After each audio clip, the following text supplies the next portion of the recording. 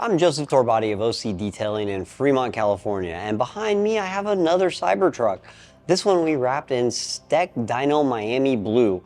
This is a 10-year paint protection film, and just like all of STEK's PPFs, they actually come with a hydrophobic top coat that makes washing super easy.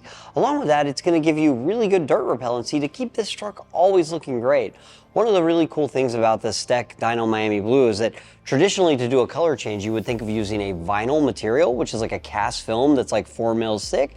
This is actually still an 8 mil thick paint protection film, so it's gonna last 10 years. Versus most vinyls, you're getting somewhere between well, depending on how you care for it, you could get like 1.5 years to 4 years out of it.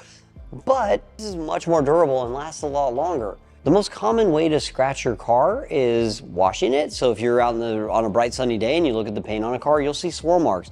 The STEK DYNOmiami-blue has a self-healing top coat that will heal against these light swirls and scratches, where vinyl does not do that at all. Use STEK's NEX graphene window film. This window film, whether it's light or dark, will actually perform really well to block heat coming inside the car and make this customer much more comfortable. Cybertrucks have these massive front windshields. They are magnets for radiant heat. So we went ahead and tinted the big windshield all done in one piece.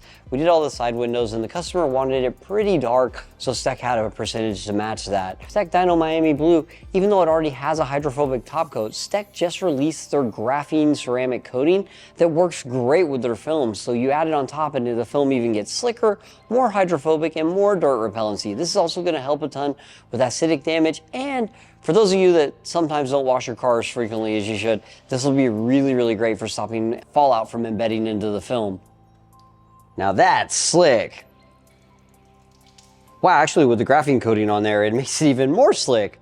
Shout out to Michael. So now, having done a bunch of these trucks, I want to go over some of the things that we try really hard to do and that I've noticed we've done different than what a lot of other people have done, and I can explain why too. So first thing, when we prep these trucks, it's actually a really big deal to us to make sure this metal is as clean as possible. I know you've seen the videos and the reports of these things rusting.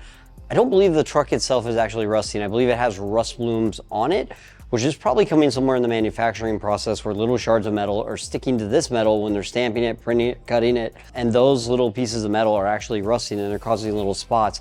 This is really common on cars too. I see it embedded in paint all the time, really apparent on like a white car, and usually some people think it comes from like when cars are transported by rail or from brake dust in the air. On this, I'm pretty sure the stainless steel metal cutting, I could be wrong, but that's my thought on it. So we spend a bunch of time actually removing any fallout on these, because what I found is if you don't remove the fallout on these, it looks like little pieces of debris in the film. So if you were to just kind of clean this panel and wrap it, you might look like you had dust under there. And then you lift your film up and you're like, hey, that's not dust, there's something stuck on the metal. So really important to us that we get the metal super clean, and we do that a few different ways. After that, when it comes to wrapping these, the edges are super sharp.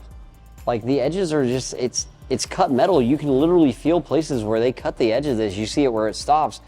And the film does not like to stick to those edges. I would say we spend more time post-heating and getting these edges to stay down than we do actually doing the install on the panel. And on top of that, too, it's like the way the film goes down on these, especially with the glossy films, you can see it. So we saw one of these that an installer was struggling with, and the reason they were struggling is because when you're doing this any install, anytime this film actually tacks to the metal, it's a little bit different than paint. It's not that forgiving. You go to lift it up and it'll leave a distortion in the film. So you get a lot of work marks on it if you don't get the panel down in one shot. So we actually had it with the first couple we did, and then we were learning as we go. So keep getting better and better at this. Now this one is the best one we've done so far as any work marks go, and the way we were able to get the edges and everything down. We pushed really hard to be able to wrap these things and tuck these edges in.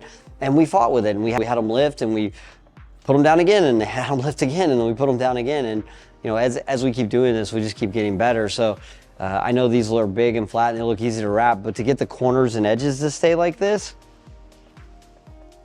is exceptionally difficult. To actually have it wrapped in and wrapped over, because we did a color change on this. So if you look down the edge of this, it actually looks blue inside of there too. It's blue inside of here. We reinstall the Foundation Series badge. Something that a lot of people really want, because you're paying a bunch of extra money to have that bragging right that you have one of the first 1,000 Cybertrucks.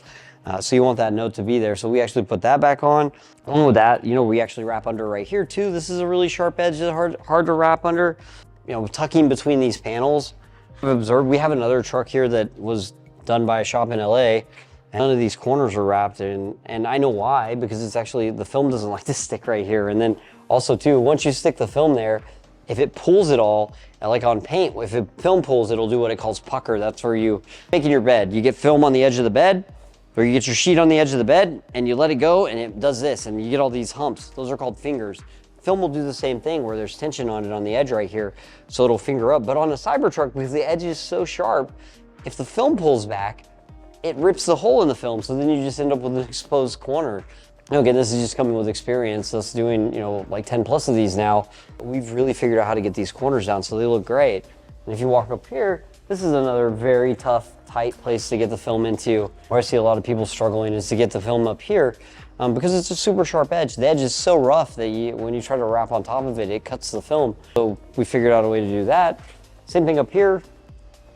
Like, this whole edge is blue. So you would not know if you walked up to this panel wasn't blue. Another place you spend a ton of time getting film to stick down to.